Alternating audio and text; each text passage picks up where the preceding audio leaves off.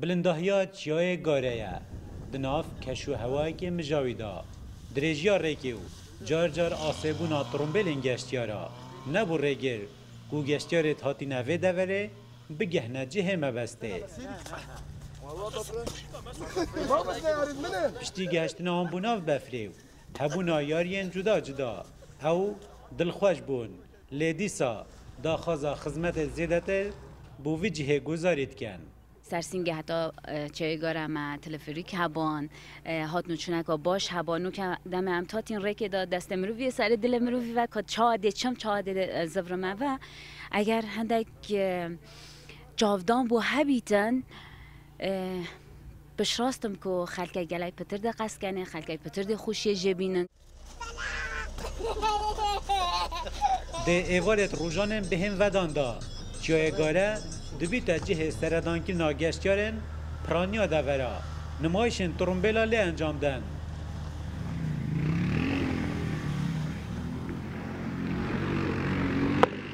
لی مبستوان یادوی جه سردانکی ناوی جهی بودیتنا دیمنن قصر شینواریا صدامه جبر بفری از کل خودی ما ویره بو ویزاوخی خوشیت باتن یادویجی انت سحکینا قصره قصر صدامی و زوقی که الویره خوشی که بنگل خوش هشتا دوروبرین قصر صدام به تمامی نهات یا پاقش کرن جمین و تقمنیا بویا گشتیار دخوازن و به تمامی بهنه پاقش کرن